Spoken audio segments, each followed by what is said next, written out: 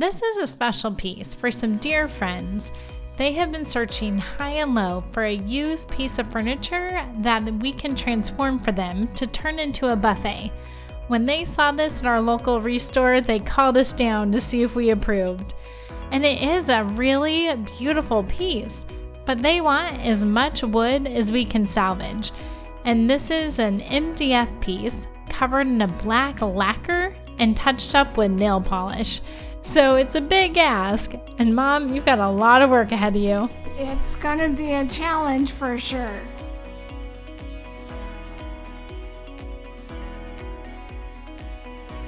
Pops always tells me that failing to prepare is preparing to fail. And you know what? He is right. Preparation is so important when refinishing furniture.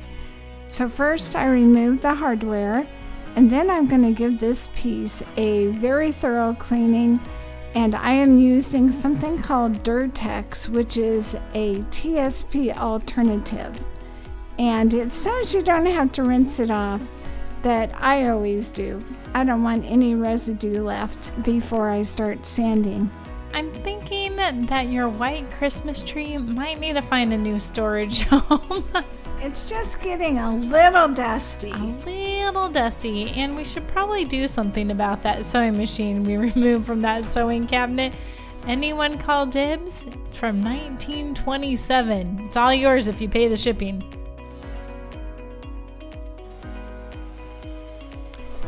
Can we take just a moment and talk about MDF furniture? Now, as most of you know, most of the furniture nowadays is made with a substrate of MDF, and it's not a bad thing.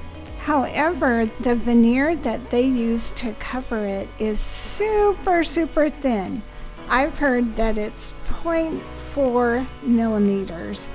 That's right, not centimeters, but 0.4 millimeters. So the big challenge with this piece is that it has a thick lacquer finish on it and black paint, which is very tough. So the challenge is to sand through the finish and the paint without sanding through the veneer. I had to use a 60 grit sandpaper to get that finish off. So let me ask, Mom, how many spots did you burn through the veneer? Yeah, there were a couple of spots that I burned through. Not bad, just barely, thank goodness. But so I started off with a 60 grit, which is very coarse. Then I had to move to 80, and then 120, and then 180, and finally finish it off with a 220. I am shocked that I didn't burn through more of the veneer. Way to go, Idaho. And look what is underneath all this paint.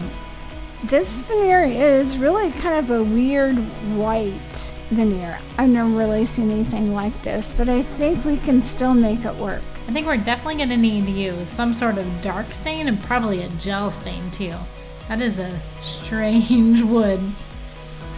Oh yeah, I wouldn't even try this with a penetrating stain. It's a gel stain or nothing.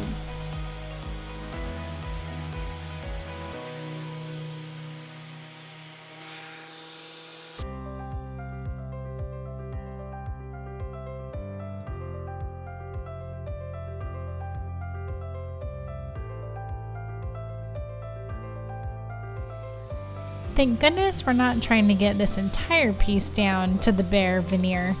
For the body, we're going to be painting it, so we just need to do a thorough scuff sand. And I say thorough because we really had to scuff up that finish to make sure our paint would adhere. And Mom is taking her time with the 180 to get that lacquer all roughed up.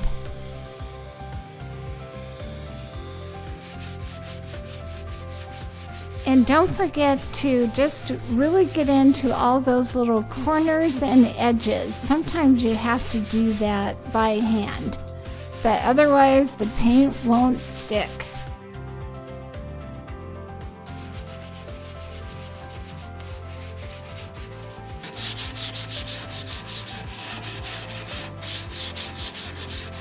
After hours and hours of prep, it's finally time to see this beauty start coming together. So we're going to be staining with Minwax Gel Stain in Hickory. And those gel stains really do cover a multitude of sins. The gel stains cover a lot of blemishes that penetrating stains would expose for sure. We discovered these staining pads just a few months ago, and I don't know how we did so much staining without them. They have really upped our game when it comes to staining, and we found out about these randomly just on somebody's stories. We're always on Instagram. We love learning tips and tricks you guys give. And if there's any tips and tricks you think we need to know, leave them in the comments. We'd love to hear what you have out there. And we always try to pass on the things we're learning too. And you can get these staining pads at Home Depot. You can get a pack of 4 for just $4. They're a great deal, and you can reuse them if you put them in a Ziploc in the freezer. You know, after I put on a coat of poly on these drawers, I really saw some areas that looked a little uneven. But that's the cool thing about gel stain, because all I did was just sand it down very lightly with a 600 grit sandpaper, and then I touched up some of those lighter areas to even it out a little bit more. And you can do that with gel stain. It's great. And that's because gel stain sits on top of the surface. Penetrating stain has to penetrate down into the wood. And therefore, you can't apply it over any poly.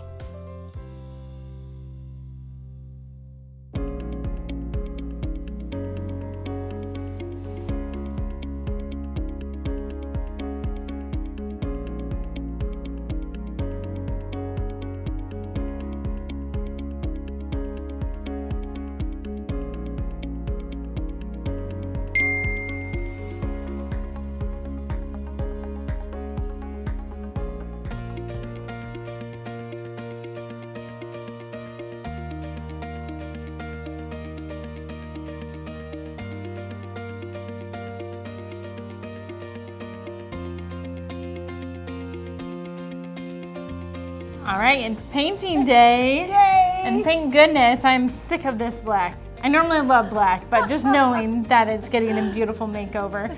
So yeah, we're going light next, that yellowy green color. But we chose not to prime, we just scuff sanded. How many coats do you think it's gonna take? 2, I'm hoping, maybe 3. Definitely at least 3. Man, we have plenty of paint, so we'll be fine. But yeah, let's get her done, see how many it takes. If it's 3, I win. I don't know what, but we should make a bet. All right, but I just have one question.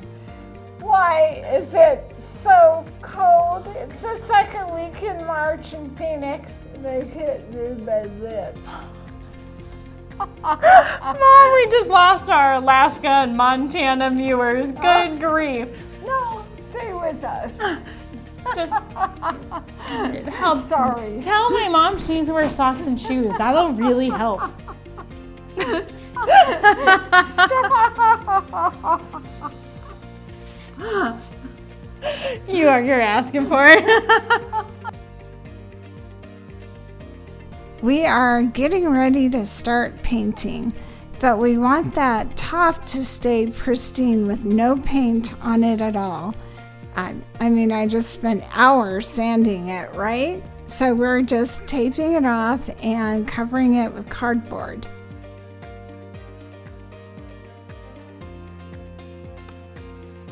Sorry. And so you don't want the dollies for the paint. We don't want your dolly. All right, fine. Okay, I haven't finished. I know we've told you guys that we absolutely love our Fuji sprayer, but we haven't really. Fuji. At least there's no James Bondo. But anyway, we haven't really showed you how it works. So we chose to buy the sprayer that has the paint on the bottom instead of it being a gravity fed gun.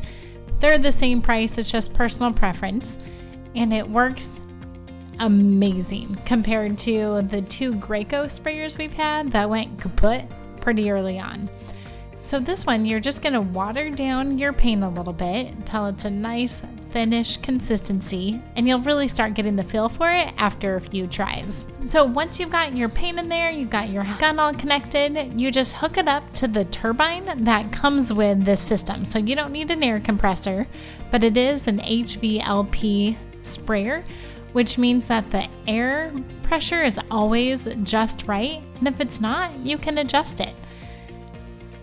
And then you turn it on and get spraying.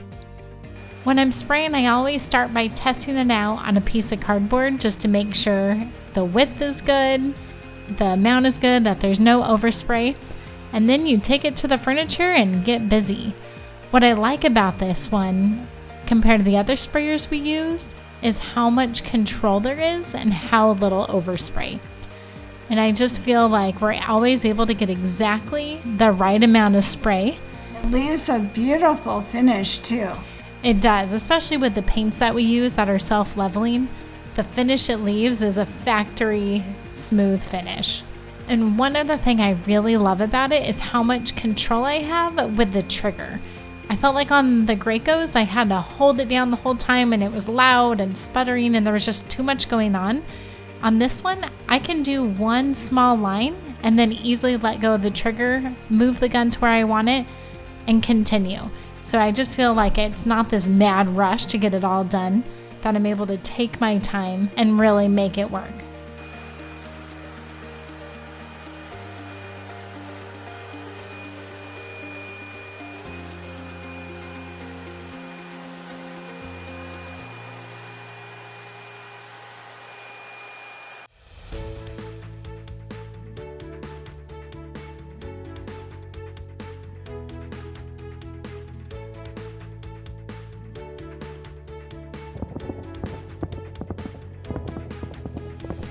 Our clients really liked the hardware that came with this piece, and it is in pretty great condition.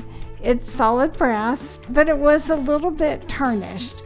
So we're just cleaning it up with our favorite hardware soup, which is half vinegar and half water, and you boil your pieces for about 20 minutes, and then just take some steel wool or a toothbrush or something else, another stiff brush, and just kind of clean it. In this case, it wasn't cleaning up really well, so we got out the barkeeper's friend and scrubbed it a little bit more, and they came out pretty terrific. Pops thinks these look like pirates' earrings. Arrgh. Well, I'm proud to say I won the bet. It did take 3 coats of paint to completely cover the black. And now that it's dry, it's time to get that top stained. Before staining, we really like to use mineral spirits on the wood to keep an eye out for any blemishes that may pop up. So when Mom did this, it also got all the dust off, but then she can also see very clearly where she's burned through the veneer. And that helps just know where she needs to apply a little more of that gel stain.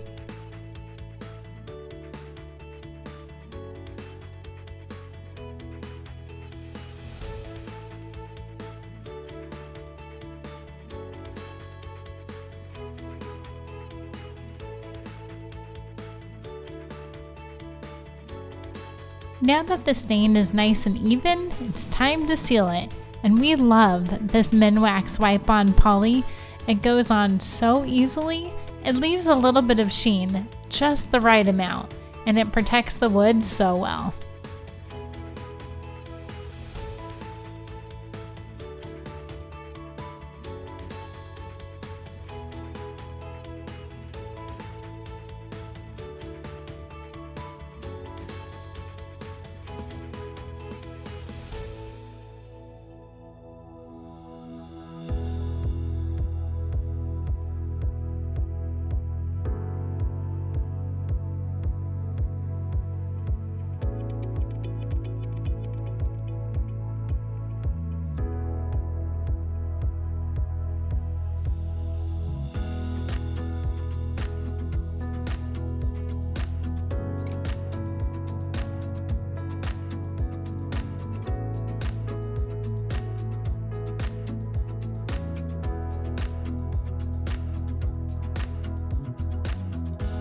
You guys, thank you so much for being here, for watching these videos.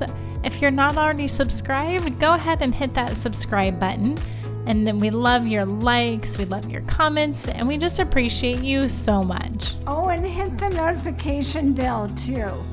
Oh, and share with the rest of the world, all your friends. Oh, and use the description links below. Is that too many things? Thanks again for being here and for watching, you guys. And stay tuned for next week for our Spring Fling Challenge with YouTube.